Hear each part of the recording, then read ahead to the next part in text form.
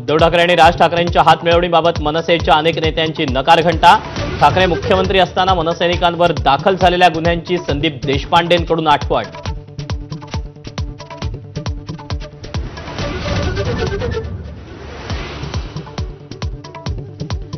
उद्धव आणि राज ठाकरे एकत्र आल्यास आनंदच होईल, छगन भुजबळांची प्रतिक्रिया। तर शरद पवारांचा बोलण्यास नकार।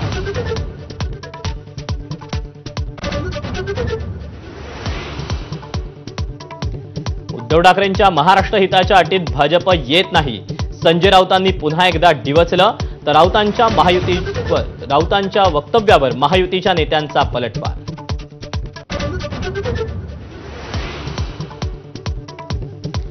माझ्या दृष्टीनं वैयक्तिक मित्र वगैरे विषय संपला।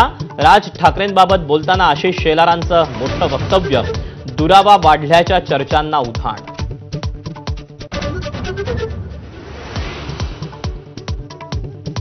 वडाळ्यात विश्व हिंदू परिषद बजरंग दलाकडून श्रीरामाची मिरवणूक। दुपारी मिरवणुकीच्या परवानगीवरून पोलीस आणि विहिंपचे कार्यकर्ते आमनेसामने, सौम्य लाठीचार्जची घटना। संग्राम थोपटे 22 एप्रिलला हातात कमळ धरणार, कार्यकर्त्यांशी संवाद साधल्यानंतर निर्णय। काँग्रेसनं अनेक वेळा डावलल्याचा थोपटेंचा आरोप।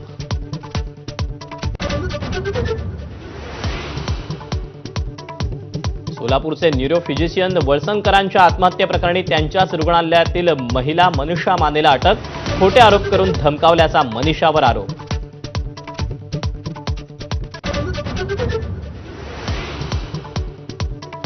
पुण्यातील गर्भवती मृत्यूप्रकरणी दीनानाथ मंगेशकर रुग्णालयाबरोबरच इतर रुग्णालय देखील रडारवर।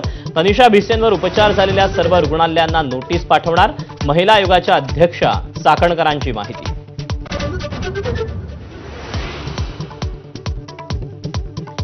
बीडमध्ये छेडछाडीला वैतागून महिनाभरापूर्वी आत्महत्या केलेल्या तरुणाईच्या आईचं एकनाथ शिंदेंना पत्र, महिनाभरानंतरही कांबळे कुटुंब न्यायाच्या प्रतीक्षेत।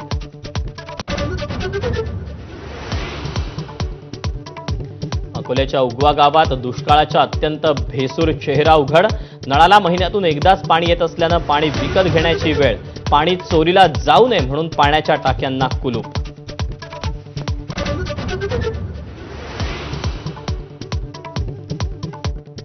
विदर्भाचा पारा वाढला, चंद्रपूर आणि अकोल्यात पारा 44 अंशांपार, तर गोंदियातही 42 अंश सेल्सिअस तापमानाची नोंद।